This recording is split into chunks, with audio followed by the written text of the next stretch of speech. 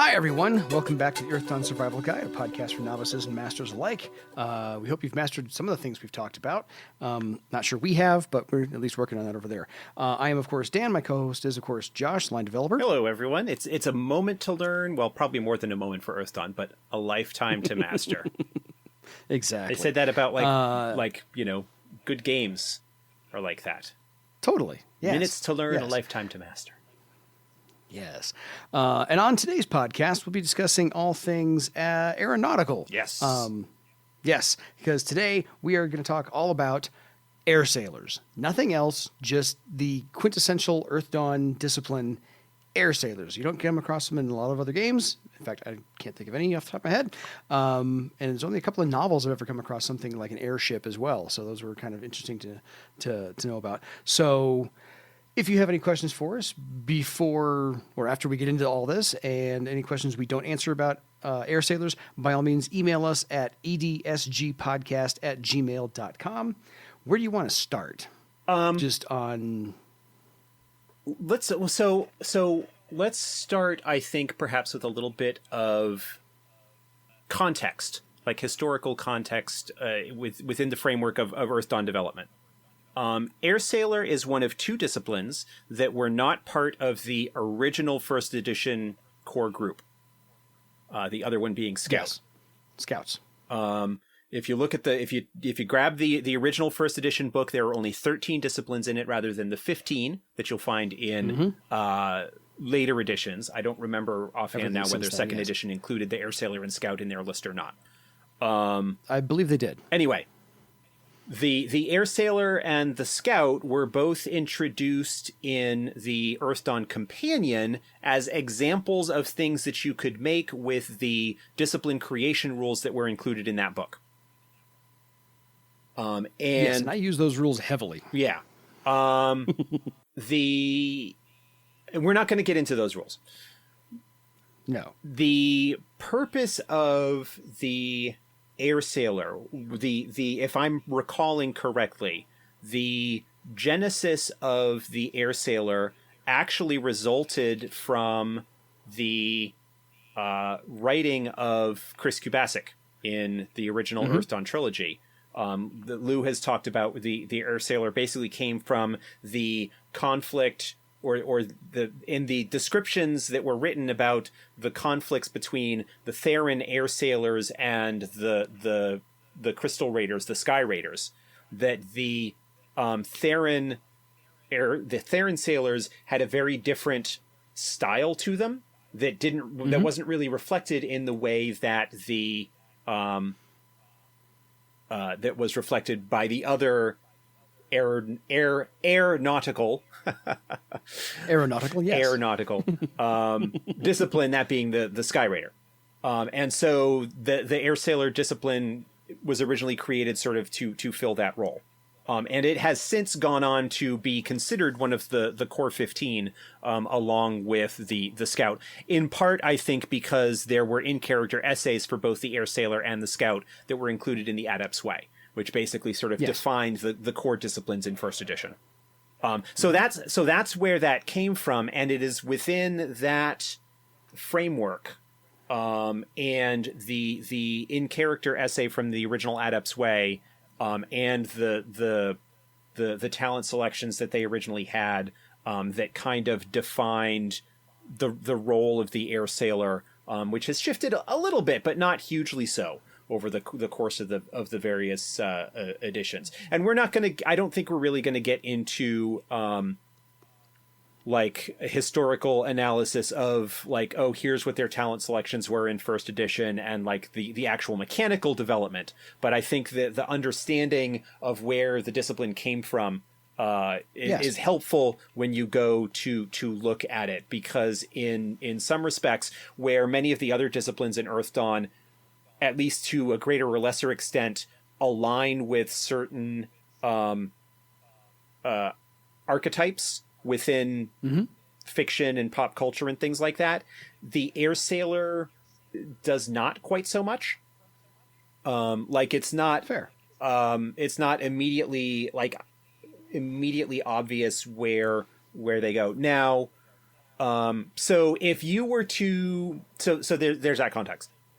So to pitch this back to you, if you were to try and sum up, like if you were elevator pitching, Yes. like if you were sitting down with somebody who really didn't know Earthdawn at all, and you were like going to be helping them make their first character, and you were basically like running through the various disciplines. Okay, what would be your like really brief pitch? Like, okay, this is the air sailor. They X. what? Air sailors are the travelers of Barsave, and they're the crew of any airship out there. They know how to pilot it, operate it, keep it in good repair, and the best analogy I can give you is if you like the TV show Firefly, you live on a ship at all times. You occasionally dock, do other things, have a small adventure, but you always come back to the ship. Okay, That's my quick little 10-second elevator pitch on that one. right. Yeah. Okay. How'd I do? No, that's okay. And, you know, it is tough to do that. So there's that. Then expanding upon that, what would you say is are sort of the core, like they're travelers, but what are some of the other like core conceits or themes that you would see in play with an air sailor? They are vastly brave because they are in a ship above the ground. They can't just dive into the water if they want to escape something. So they're very brave. They're adventurous.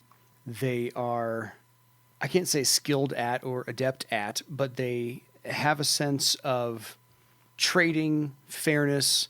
They know what piracy is, and they're not necessarily pirates. That kind of more goes along the lines of sky raiders. So that's where they differ. They have a slight honor about them as far as that's concerned, and how to deal with shipping lanes and interactions with other airship crews and land lovers, as they're affectionately called in this world, not necessarily in Earthdawn.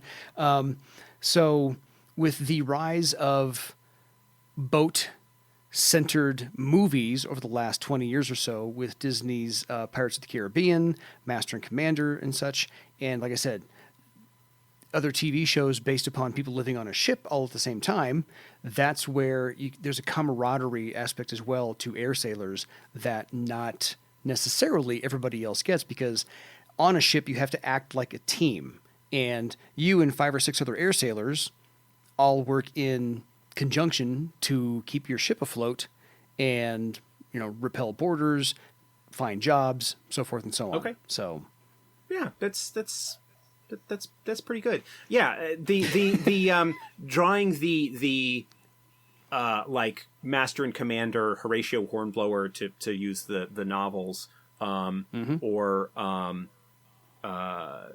Pirates of the Caribbean,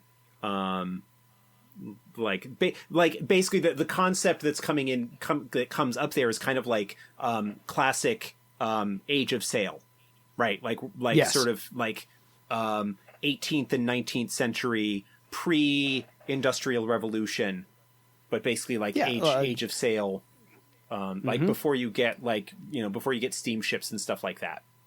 Exactly. But yeah, so yeah, okay, this is all sailing and rowing. like that's so. and using that as sort of the inspiration, actually, that works really well. Cool. Yeah. So an Errol. So I tell people who've tried or wanted to make an air sailor, not tried, but wanted to. I'm like, you have to have a little bit of daring do and a little bit of Errol Flynn. Yeah, a little bit of like character. Captain Blood. I think is yes. the Errol, like that sort of thing. There is a little bit of Swordmaster to them. A bit. Yes. Not quite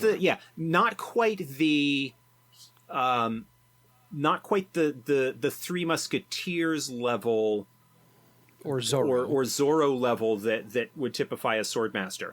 But yeah, there is definitely that social and finesse aspect to the air sailor. The comparison that I like to make when kind of putting it within an Earthdawn context is the classic comparison of the air sailor versus the sky raider, right? Yes, I do the same. Which is to say that I've always likened the air sailor to the Navy and the sky raider to the Marines. That's a different take on it. Which is to say, like, for example, there is a very strong association, and we're going to, I guess, briefly talk about sky raiders here just within this context. We have to. But that because of the way it's typically presented, that sky raiders are almost always seen as trolls or very troll culture centric. Yes. That even races that are not trolls tend to come from areas that are very heavily influenced by trolls, whether that be the Twilight Peaks or other higher mountain ranges where there are troll moots that would have sky raiders. That it's a very sort of culturally troll thing.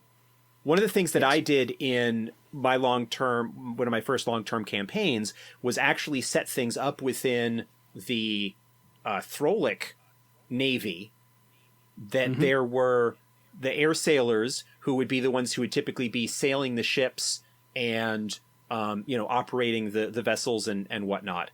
And that then the sky raiders that would go along with them would be the more combat troops. They would be the ones that would ride on the ship and then like do the ground assault or go over to cross to attack the other ship, like that kind of thing. That there was a sense of the sky raider or setting up the sky raider, so to speak, within the context of the Throlic Navy as the heavy combatant as opposed to the one operating the ship. And there is a little bit of that came through in the redesign of the discipline when it comes to 4th edition. And part of that is, I think, leading on from the development that happened with over the course of the game line as air sailors and their role within the setting kind of got fleshed out, because it was something that was added in later and not necessarily conceived from the ground up the way a lot of the other disciplines were. So fair. I can reference that with a line from A Few Good Men. They're talking to the Marines. The Navy characters are talking to the Marine characters, and the Marines are like, yeah, we love you, Navy boys. Every time there's a fight, you guys give us a ride. Yeah. Now, that's not to say that the air sailors can't fight. Far from it. Oh, no, they can fight. They can fight. They are not, within the 4th edition framework, they are not considered a pure combat discipline. They're basically sort of 3 tiers of 3 different groupings of disciplines. There are the magicians. There are, which are obviously the spellcasters.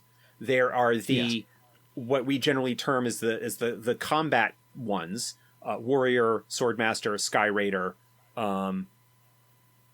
cavalryman, beastmaster. I think is in that category. Archer. Yes. No, Archer it technically is not. Beastmaster is. Yes. And then there is the third group, in which you have troubadour, weaponsmith, scout, thief, and air sailor, are specialists. Yes. That basically that are not necessarily intended to be like top line, front line combatants. Air sailors can fight. They do get some, especially depending on how you build them, they can actually be fairly decent combatants. But they do run into the issue that their durability is not as high as the combat types. Yeah.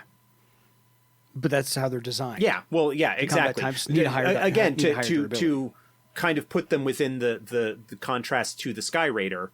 The Sky Raider is a combat discipline and is built that way. Whereas the Air Sailor can fight, but has other abilities. One of the themes that plays along really nicely and shows up a lot in Air Sailor, if you look at their stuff, and this is both within the context of the original discipline essay from first edition, but also in later stuff, is the idea of a crew and the teamwork. Yes. So that is a popular theme that pops up with them and some of the abilities that they have. Yeah, I liken them to one member of a football team because they have to work completely together at all times to make sure their ship stays afloat, they stay on course, they get their cargo where they're supposed to be, or pick up their cargo if that's what the case may be. And so they don't generally operate independently, whereas most of the other disciplines can easily and actually sometimes prefer to operate independently. But the difference between the Air Sailor and the Sky Raider, because we're going to make the same comparison when we talk about Sky Raiders way down the line, is it's in the name.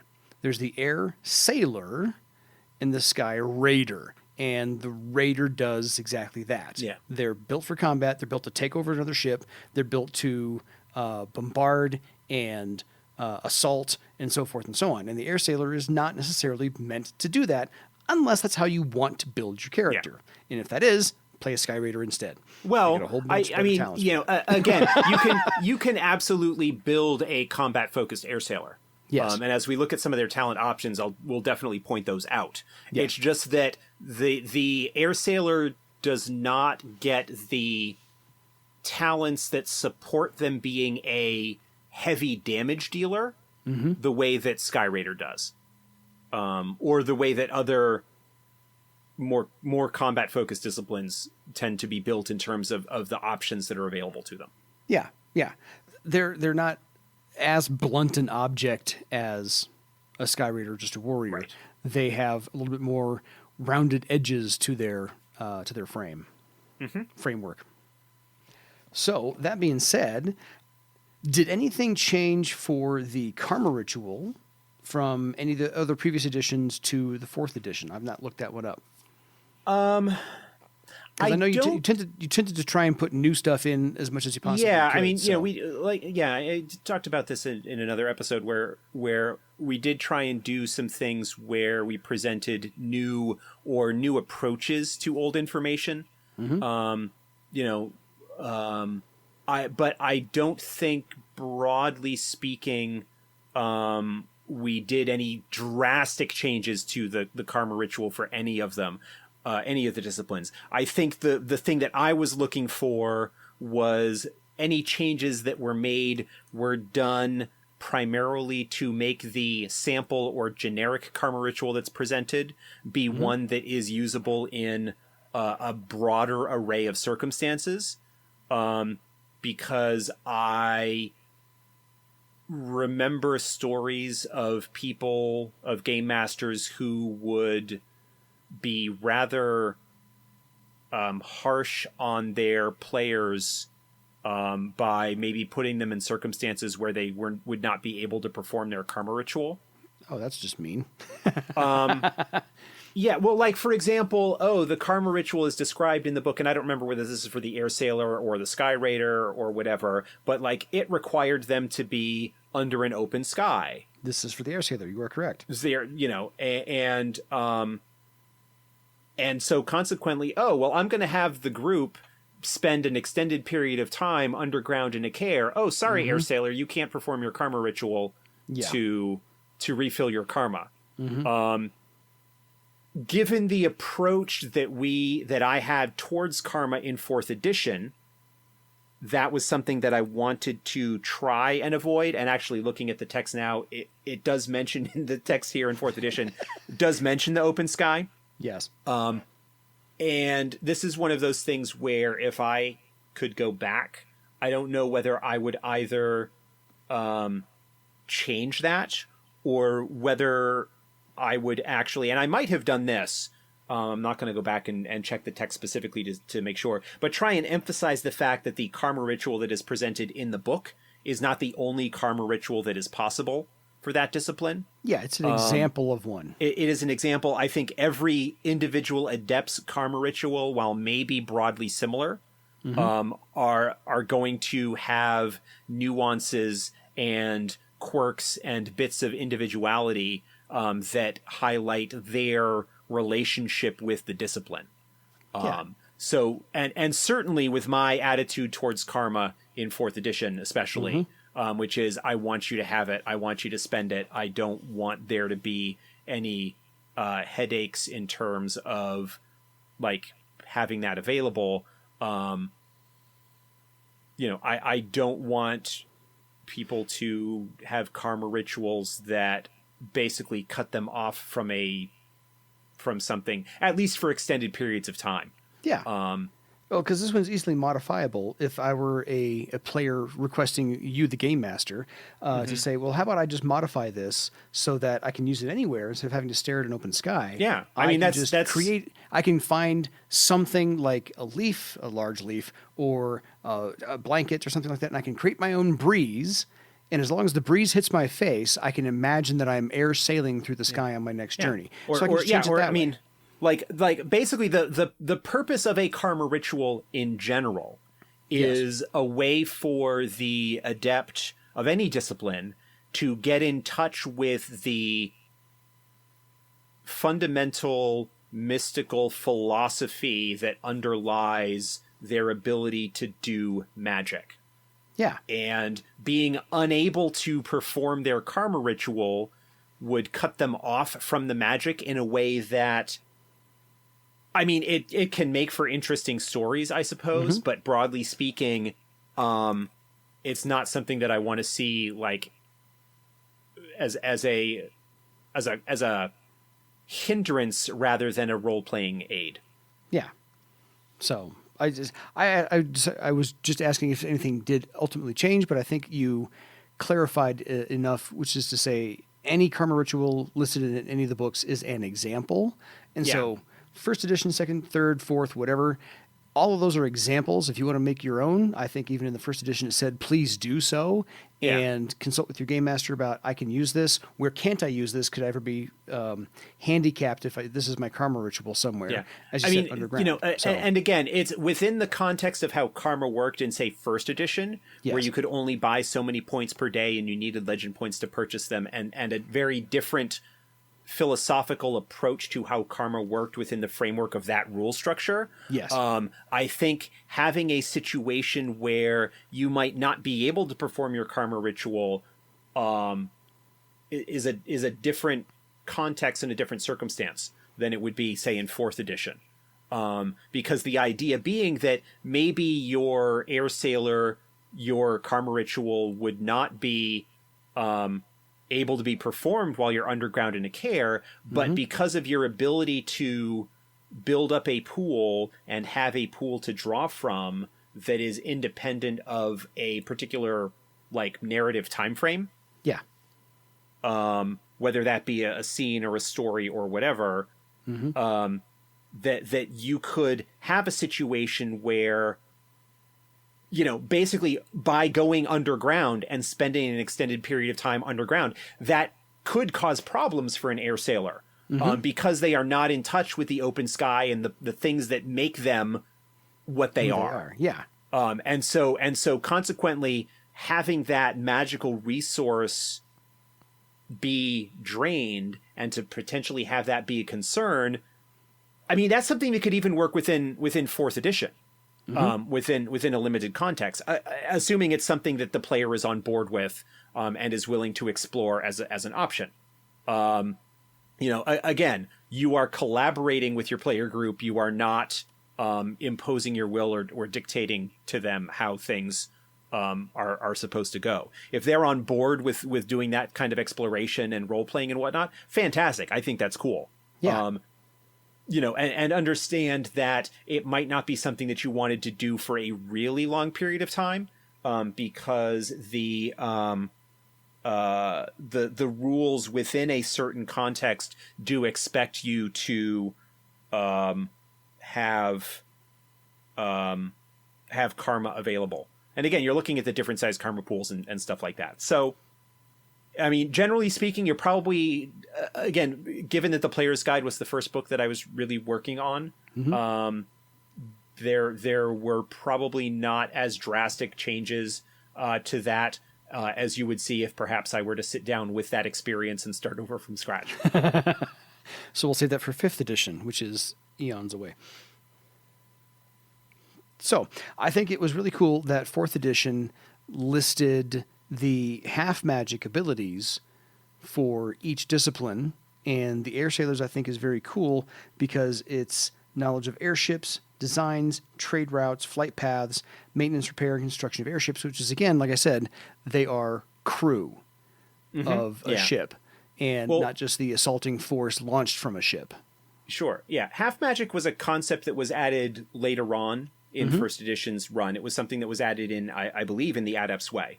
So it was relatively early in the development of the game, but it was not something that was there from the very beginning, at least as an audience, like as a consumer of the line. And one of the things about Earthdawn as a system, especially with its focus on disciplines as the primary characters and their magical talents, it does not have, broadly speaking, as robust a generic, a mundane skill system as you would find, say, in other games like Shadowrun, or things like that. And I think, and that's an intentional design choice, I think, because the focus of the game is on the magical abilities, and you don't necessarily want to dilute that by adding on a huge amount of mundane skills that aren't really related to the focus of the disciplines.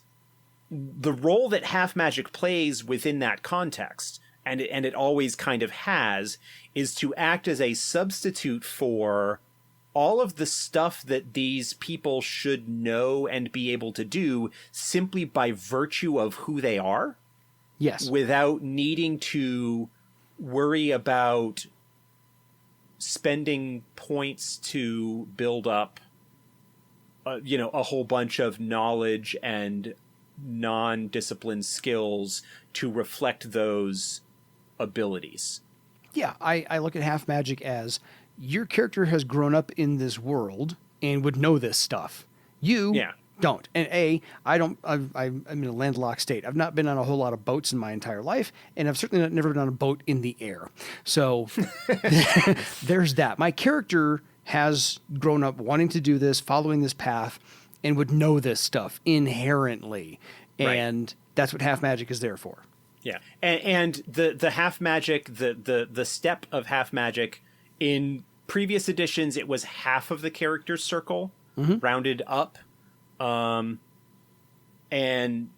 the change to make it just equal to circle was largely just a number simplicity sort of thing. Yes. For anybody who might have had that thought, it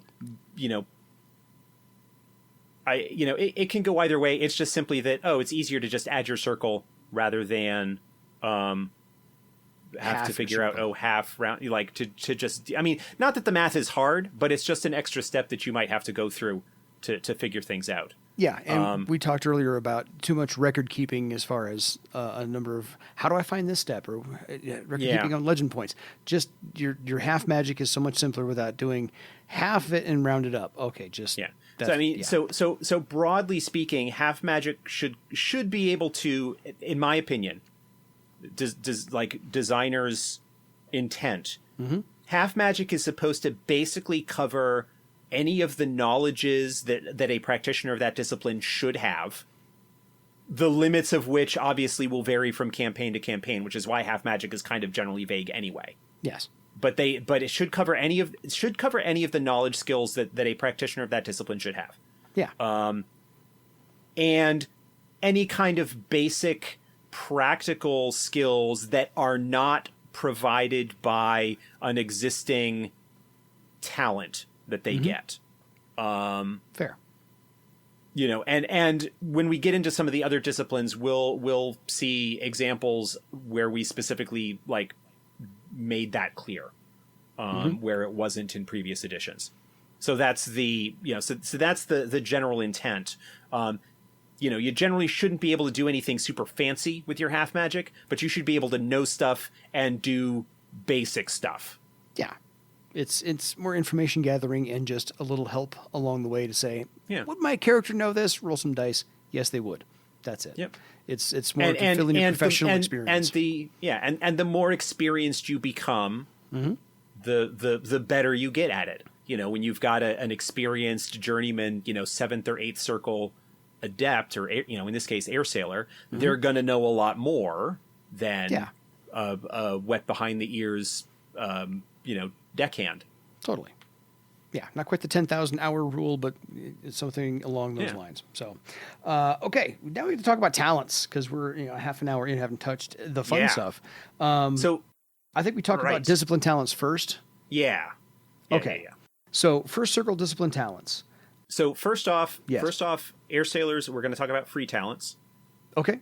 Right, they get a free talent. Sorry. They get a free talent. This was something that we introduced in 4th edition, and I was in the course of restructuring and simplifying in some regards how disciplines were set up, trying to remove, for lack of a better term, dead space in their selections. That some disciplines have things that they really need to have, but that might not necessarily that they need to have just conceptually, or should be or like fit thematically, but might not necessarily be used a lot. Because while the air sailor is a discipline that in theory functions and operates around an airship, you can have an air sailor in a game, and you can have a game that does not revolve actually around airships that much. Yes.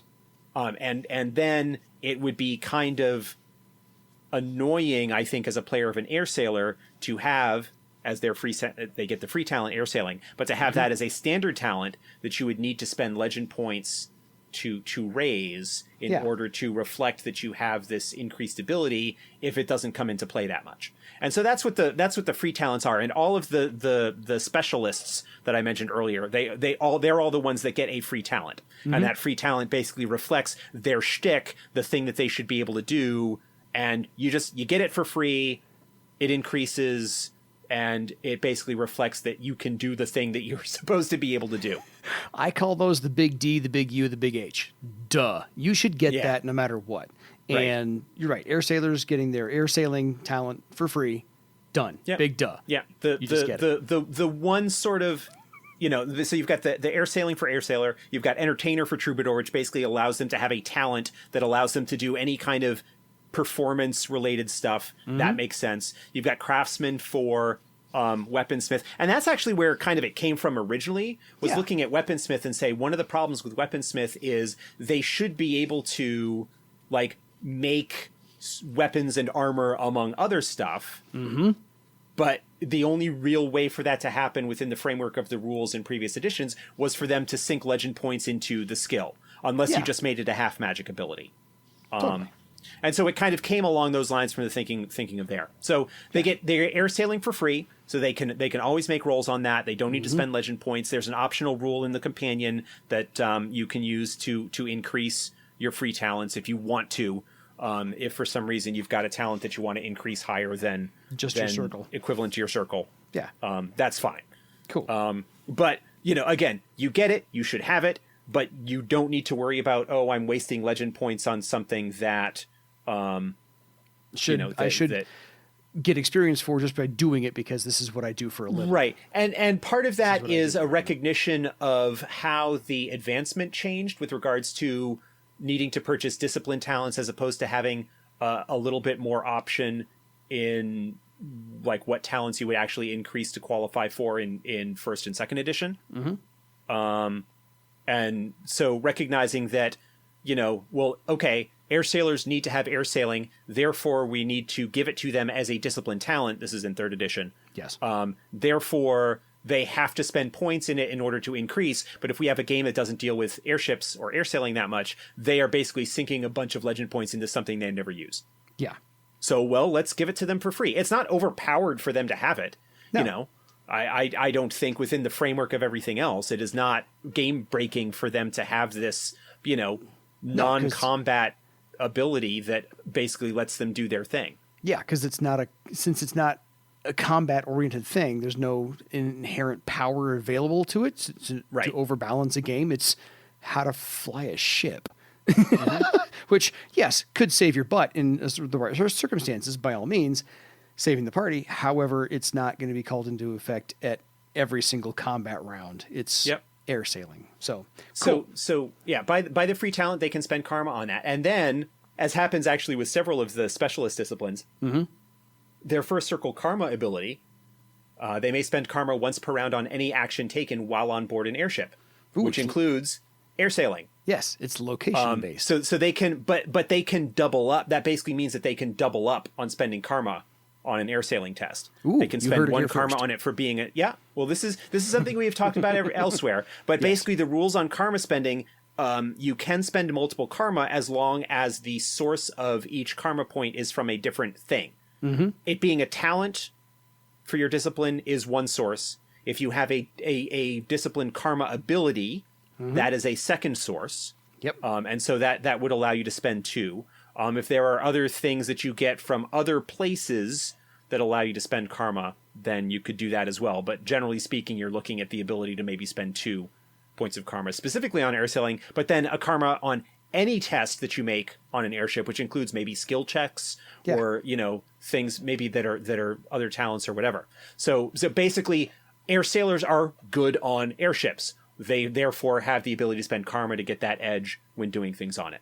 Right. So if you say you've got a rank 1 in air sailing, use your first circle, and your attributes is step 6, you're rolling a step 7, so you've got a D12 for air sailing.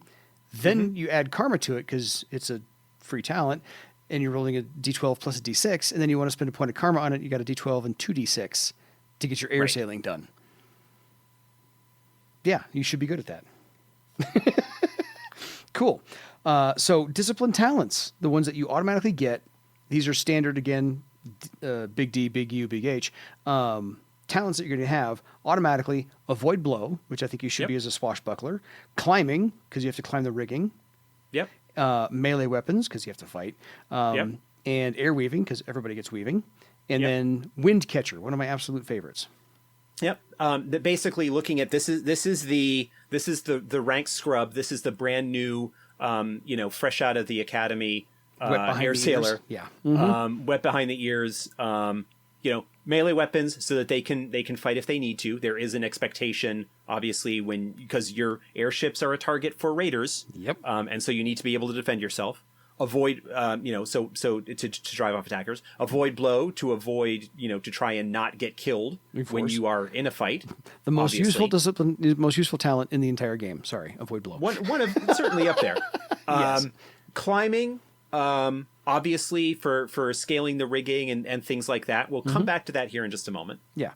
Air weaving, which is the thread weaving variant for air sailor. All disciplines in 4th edition get their thread weaving at first circle. Yes. Because of the removal of karma ritual as a separate talent, which in previous editions was sort of a representation of how attuned you were to your discipline, because it reflected how quickly you could refund or rebuild your karma pool. Yes. Since we got rid of karma ritual and as its own distinct thing, what would we have in that place at first circle that would reflect a character's attunement to their discipline? Thread weaving is the one that everybody gets uniquely. The fact that it would allow people to start using magic weapons, magic items earlier is a bonus. Yes. And I mean, I never thought it was a huge problem that everybody except spellcasters didn't get it until 4th circle later on. I didn't either. I didn't really have a selling point. I think the advancement through the novice circles are fast enough. And I think that making it so that thread items don't become accessible until you've got a little bit more experience in the game is a nice thing. But, there were people who didn't like it. And so moving thread weaving to first circle compared to previous editions basically does the job philosophically that karma ritual did, and opens up something that would make people happy going forward. Yeah. And then wind catcher just fine too. And then wind catcher, in the unfortunate instance that you fall overboard, in theory allows you to survive a fall. Obviously, at low ranks, it is less useful.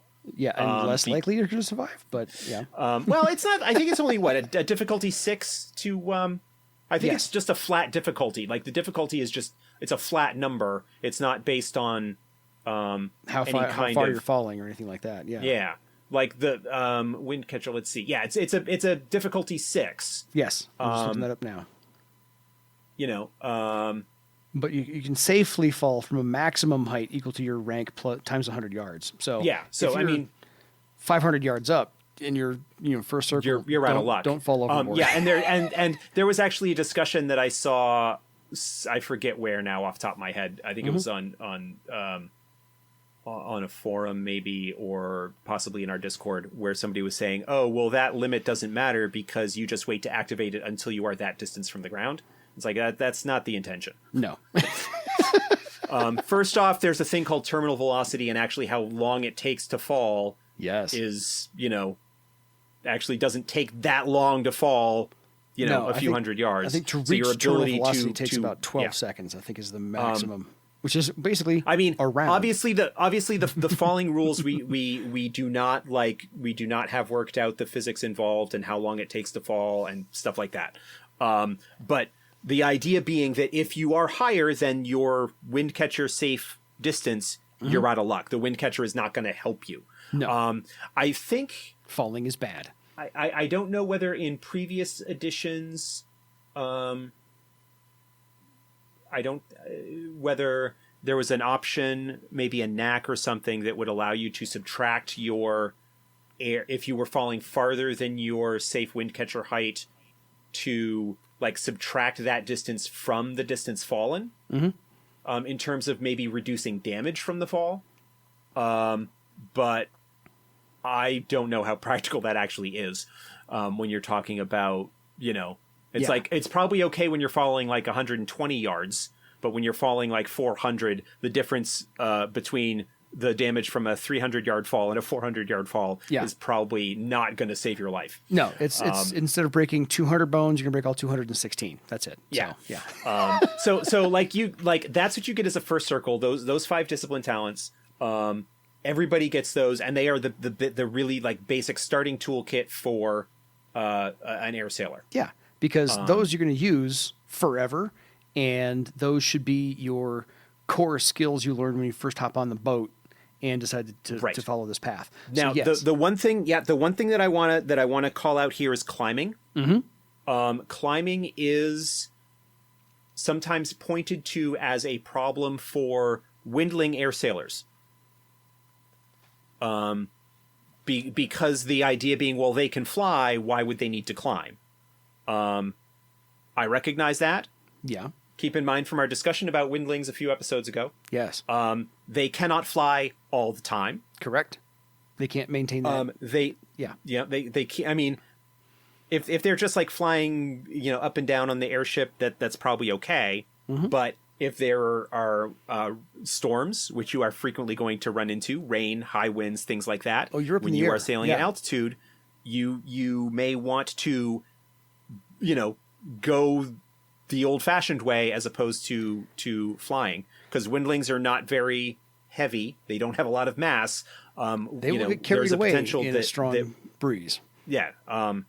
So that is something to keep in mind.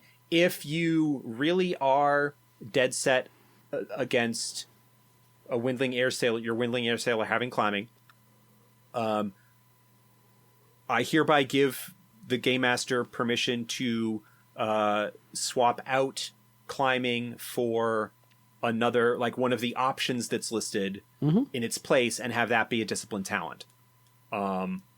So that's fine. Actually, good options for that might be distract, first impression, speak language. Probably not great leap for a windling. So well, yeah. Again, great leap. Again, one of those things that like, why would you want to take that when you can fly? Exactly. But acrobatic defense, I will always be in favor of acrobatic defense. Yeah, acrobatic defense. That's not a bad one. So we're kind of touching on the options that are available, and you can pick one of these at each of your circles. The novice options, we've got acrobatic defense. Yep. This basically allows you to boost your physical defense in combat against groups of enemies, making it harder for them to hit you. Yes. Distract, which is a new talent that was in, it's a new talent that was introduced in 4th edition. Yes. The idea being that you it is a teamwork talent. Distract on its own doesn't really do anything. distract works really well when you have allies that can take advantage of the fact that you have distracted your target. Yes. It's kind of like taunt in some respects, but it is intentionally designed to allow to like draw the target's attention to you so that your friends can take advantage of that and flank them and get blindside bonuses and basically things like that. Yeah. So it works really well when you've got groups. It works really well, especially thieves love characters that have distract talent. Yes. Because if you distract someone, when a target is distracted, they are basically considered to be open to surprise strike damage. Mm-hmm. So we tried to build in some synergies like that in some of the talent selections. Yeah. First impression. Distract harkens back to the whole teamwork aspect that Airsailers Right. Well, exactly. are built Yeah. on. Yes. On its own, distract is, if you are alone, distract is not going to do anything to help you. Yeah. Distract is going to help you when your allies then are able to take down the target faster because they catch them off guard. Yes, and Airsailers get it at Novice talent options, and Sky Raiders don't get it until Journeyman. So there's the difference, folks. I'm surprised. I'm surprised that Sky Raiders actually get it at all. I just looked it up, so I had to make sure. I know Warriors get it as an option early. Swordmasters, I think, get it as an option early because it's kind of thematically appropriate for both of them. But I'm actually surprised that Sky Raiders get it. It's not a huge surprise, but it's not something that I would immediately think of as being in the typical Sky Raider bag of tricks. Yeah, fair. No worries. First impression, social talent. Yes. Great Leap is useful not only for the ability to cross distances, but also in its secondary role as working as an avoid blow against environmental threats, like collapsing sails, falling rigging, broken mast, things like that. Yes. Basically the ability to jump free to avoid taking damage from something like that. Gotcha.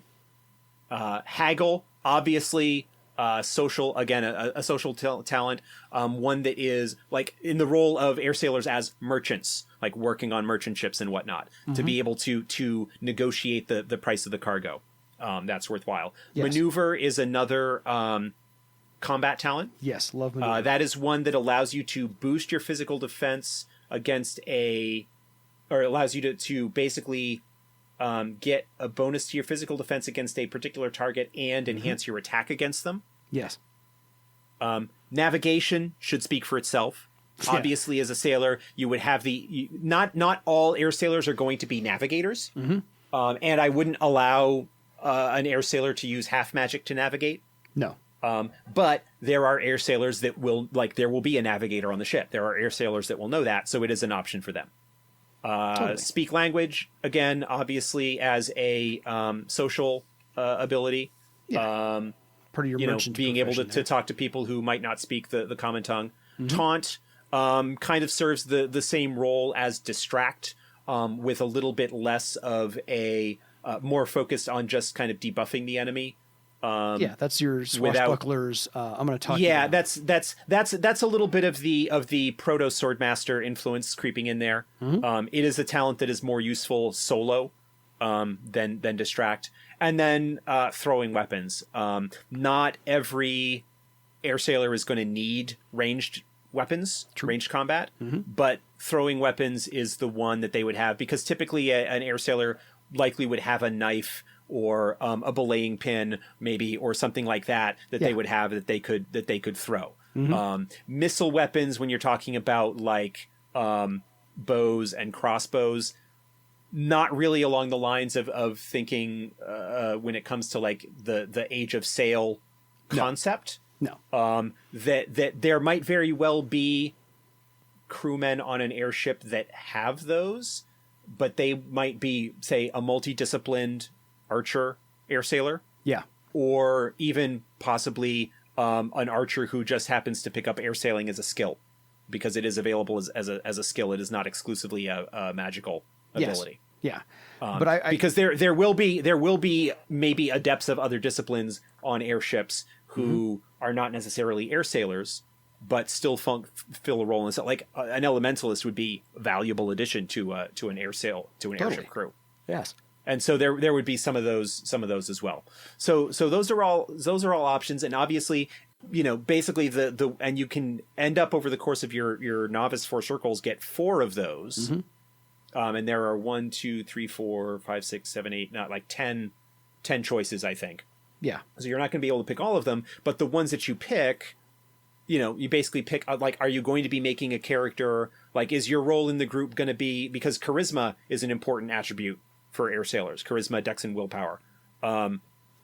If you're going to be like a higher charisma, and maybe like if your group doesn't have a troubadour, mm-hmm. right? Is your group going to, like, are you going to end up being like the face person, like the front man of the crew? Yes. And needing to pick up the social talents, and then you pick up like first impression, speak language, haggle, things like that. Taunt, yeah. which is charisma based, mm-hmm. As opposed to distract, which I think is not. What is distract? Distract is also charisma based. Yeah. So okay. they're both charisma based. Are you going to be making more of does your group maybe not have as strong a close combat setup? Mm-hmm. Well, then you might want to be looking at like distract, acrobatic defense, maneuver, a great leap, things like that allow you to handle the combat aspect of things a little bit better. Yeah.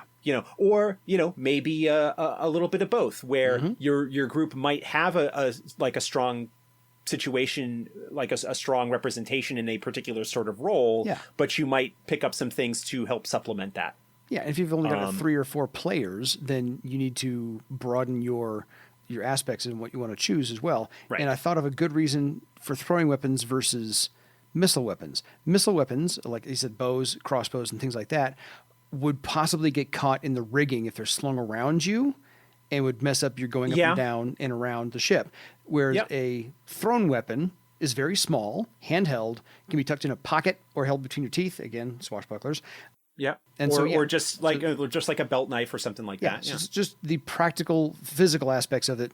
I see throwing weapons completely on your side on that one. Yeah. Yeah. So heading into second circle, third and fourth, before we get to Journeyman, your automatic discipline talents are awareness, which is a enhanced version of just a perception roll because you're specifically looking for something. Yeah, basically, and again, sort of the idea that you have, like, say the crewman up in the crow's nest, or the person keeping watch, kind of looking out for hazards, not only maybe other attacking ships, but wildlife or environmental hazards, like being able to see a storm in enough time to avoid it, or batten down the hatches or whatever, or even looking for a landmark on the ground below your ship. Yeah. That greater ability to spot things, it's incredibly valuable. Yes. Third circle, you get empathic sense. So tell me why that one was in there. That is a talent that is strongly reliant on the teamwork theme. Mm-hmm. That's basically one where the bonds between crewmen take on an almost mystical aspect, right? Yes. That you start to sense how your fellow crewmen feel, and that helps you work together and deal with problems and things like that. So it's in the theme of the teamwork and social aspects. So almost like a camaraderie thing. Yeah. If you decide to use it and check on your crew. And then in fourth circle, they get wound balance, which I've always loved. I've never liked the way it's been worded as far as titled wound balance, but I know it's for preventing a knockdown, which on a ship is a fantastic thing that you don't go overboard. So I can absolutely see why that one is there. It's called wound balance because the primary function, the primary knockdown tests primarily result from suffering wounds. Yes. But it can apply to any time that you are making a knockdown test if somebody is intentionally using the attack to knockdown combat option, things like that. Yeah. So any time that you might risk being knocked down, you would roll that. Totally. And again, a useful a useful ability to have on an airship. Not to go overboard. And then, so let's cover the discipline talents for 5, 6, 7, and 8, and then we'll go back to the options. So fifth circle, again, a social thing. Heartening laugh. You can boost up your own crew with that, or your own allies. It helps shake off fear, which is really, really nice when you consider that the primary rival of the air sailor is the Sky Raider, who has the fear-based battle shout and battle bellow. Mm-hmm. So they can just laugh. So the heartening laugh will help counteract that. Yes. Want to mention before we move on to the other talents, the fifth circle discipline ability collaborate. Oh, sorry. Very, very strong teamwork theme there. As a simple action, the air sailor can take 1 strain to give an ally a +2 bonus to a test towards achieving a common goal. Nice. All they need to do is describe how they are helping, and they can provide a +2 bonus to a friend's test. Getting it done. Yeah. Cool. And again, strong teamwork theme. I love it. That works. Sixth circle. And why would you not get air dance as an air sailor? Come on. Well, yeah. So it's an initiative booster. Basically that it allows you to act more quickly. Mm-hmm. The air dance theme, the air elemental theme that kind of goes along almost without saying for an air sailor, really, really useful. It's a nice combat talent and does provide the option for additional attacks. Which is not something that is baked into the air sailor progression the way that it is with, say, a swordmaster or a warrior. Yeah. Air dance becomes available much earlier to those disciplines, but it does open up that as a sort of combat option. Yeah, fair. Going into seventh circle, inspire others. Again, teamwork and the camaraderie aspect of the air sailor discipline. And then eighth circle, Lionheart. Is another anti-fear talent. Yeah. And when you're, sometimes 1,000 feet up in the air on a boat in the storm, by all means, Lionheart. You need that one there as well. Yep. Basically, what Lionheart does is it allows you, if you are affected by a fear effect, it increases your ability to shake it off. Yeah. Really, steals your resolve. Really helpful against Sky Raiders again, but also against horrors or anything else that would be imposing attacking you from any the kind sky. of fear-based penalties to you. Totally. Yeah. So as I said, as you asked me the elevator pitch, they are very brave because they're doing the really hard work on a boat 1,000 feet up with no lifeline, and if you fall overboard, it's not water you're diving into; it's air. So a whole lot of things in here to improve your resolve, resist fear, and resist getting scared. So and work together with your crew, whoever that may be. So this being the survival guide in the podcast, we'll go through the talent options at journeyman level. So air speaking allows communication with fellow crewmen. When you're working on an airship and perhaps it's loud because of combat or because you're at opposite ends or you're up on the you're up at the top of the mast. Basically being able to communicate and make yourself heard. Yeah, or just high winds and you can't hear anything there. Yeah, or high winds. Yep. Yeah. Battle bellow, again, same thing the Sky Raiders get, which is instill fear in your opponent. Conceal object, always love that idea. Yep. Useful for those small weapons and whatnot. Yeah. Engaging banter, again, social aspect, which is holding the attention. That's one that is intended in some ways to perhaps forestall or avoid combat. Mm-hmm. Again, sort of a social distracting kind of thing. Yeah, that's your swashbuckler there. I will taunt you a second time. No, kidding. Etiquette, of course. They know etiquette, straightforward. Yeah. Yeah, they know proper ways of doing things, especially as far as engaging in merchant back and forth. Yeah, within any kind of social context. Yes. Whether that's in a seedy rundown bar. Yeah. Seedy dockside bar, or in the high value flowing with silver treasuries of the merchant princes kind of thing. And going back to your whole aspect of perhaps they're in the real world example, they're the Navy. There's an etiquette to certain things. There's an order and chain of command to a ship, and there is a proper procedure for doing certain things either on the ship or off the ship, and how to conduct yourself off the ship too. So yeah, and a recognition of there are certain ways to behave and the ability to do that within other social contexts as well. yeah, and I know two of them. The next two of them on the rest of the list remind me of the whole swashbuckling aspect of Errol Flynn. Graceful exit. Yep. Graceful exit, a way to get out of combat when it has already started. Yep. Leadership, obviously, if you're going to be talking about a crew. Yes. When you start getting into journeyman circles, you're going to have, officers and, first mates and captains and things like that. Mm-hmm. Obviously, anyone who's going to be taking a leadership role on a ship is probably going to have leadership as a talent, if not a skill. And even if you're not, even if you're the only air sailor in your entire party of say swordmaster, warrior, and so forth, you're going to be able to want to pull them together as a team because that's the formation that you're used to operating in, and your leadership would be useful for that. And of course, if you have battle bellow and things like that, you have to have resist taunt because you want to be able to impact them. Resist taunt. Yeah, whereas the Lionheart and Heartening Laugh, which are discipline talents, which like directly counteract sort of the fear, resist taunt is the kind of broad-based like social, basically anything that targets social defense. Yes. Can potentially be shaken off or avoided through the use of resist taunt. Yeah, love that one. Generally speaking, the reflexive defensive talents, the three of them being avoid blow, resist taunt, and steal thought. Oh, love steal thought. Right. Generally speaking, we try to give at least two.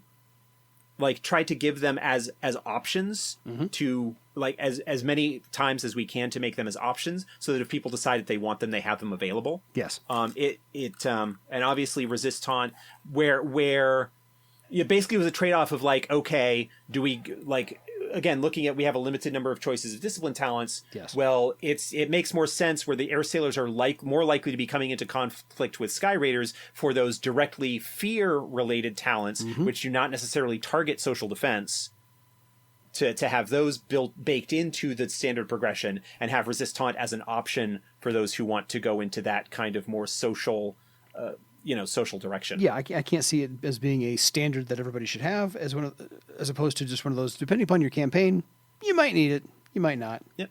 Take it if you want it. Second weapon, always found useful for again the swashbuckling aspect. That wasn't the one I was referring to. That gives you a second attack. If you are going to be going with more of a combat build, there are not as many combat options that are available to journeyman. You might have noticed as we go through these. Yep. Second weapon and surprise strike, the other option that we hadn't gotten to yet, are really the strongest combat choices in there. That mostly there are talents in their option list that allow you to refine the role, or perhaps if you're going on a more combat themed build, you might take things like battle bellow, as one of your options. By fourth circle, that kind of thing. Yeah, by fourth circle, but definitely. If you're still engaging in more combat, yes, battle bellow, second weapon, surprise strike. Surprise strike. And again, looking at surprise strike, remember what I was talking about earlier with distract.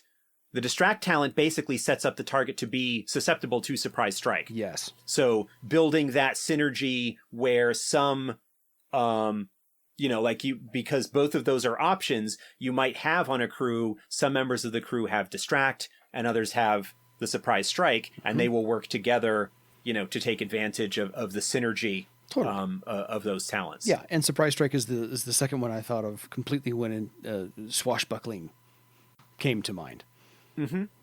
Yep, it just does.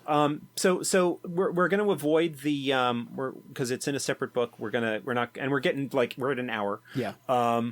So we're not going to go into the warden and master talent selections. Higher circles are for later. Later. We might revisit those after we've done kind of the basics for everybody. Yeah. But that's an air sailor. The important attributes as listed. Most of the talents in the list are based, charisma and dexterity are the most common. Willpower is good because of Lionheart, and willpower just in general helps resist fear, and gives you a good will give you a decent mystic armor as well. Mm-hmm. But generally speaking, if you're going to be playing an air sailor, you like what we were saying earlier, you can fight, but don't expect necessarily to be able to dish out the amounts of damage that your warriors and sky raiders and sword masters and you're not Beastmasters. You're not the heavy. You can get in there and mix it up. You're not the heavy. You're not you the can heavy. get in there and mix it up. And generally speaking, you might want to even put a little bit more of an emphasis on dexterity just to make yourself a little bit harder to hit. Yes. And to rely on speed. Look more towards the swordmaster paradigm of combat as opposed to the warrior or sky raider paradigm. Yes. You're not the heavy. You can mix it up, but also look at, again, as a member of a crew, if you are an air sailor in a group, one of the things that you should be looking at from a gameplay and role playing perspective is your group is your crew, and you should be looking at ways to maximize the synergies and find out the tactics and strategies that work best for your group. Yeah, the other talents your other players, your other characters have that you can bounce off of. Right.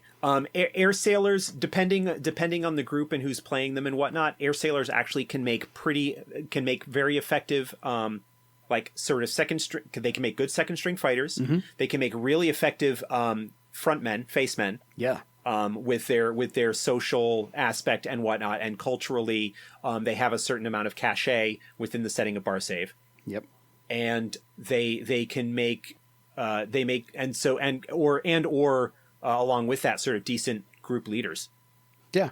If there's not somebody else who is sort of stepping forward and filling a leadership role, that is something that an air sailor, even if they don't necessarily take the leadership talent, but that is a role that they, where they would inherently try to pull that off. Yeah, maybe in certain situations they might be the one that would take the lead in terms of organizing what needs to be done and things like that. So yeah, that's the air sailor. Yeah, and there's your survival guide to it. Yeah, and we will maybe have to devote a later episode, because I was thinking we might talk about this, but we got going. Yeah. And talking about airships and the role of an airship maybe within a game. Yes. Jot this down as the notes for a later episode. But the roles of airships not only within bar save, but the role of airships in your actual like day-to-day campaign and how you might be able to take advantage of that. We probably won't visit that like right away, but something on the line there, because the air sailor, and we may touch on this when we talk about cavalrymen a little bit as well, is that focusing don't be overly concerned about focusing on airships if you have an air sailor in your group. Although keep in mind that is something that a player who chooses an air sailor probably wants that to be a factor. Yeah, prominent role at least. Or, and so, maybe try and occasionally put them in situations where they can really shine in those circumstances. Yeah. But there are not a lot of airships. And so, there may be air sailors who do not have a ship that they are working on for one reason or another, and have adopted some ragtag band of ne'er-do-wells as their crew. Yeah, that works.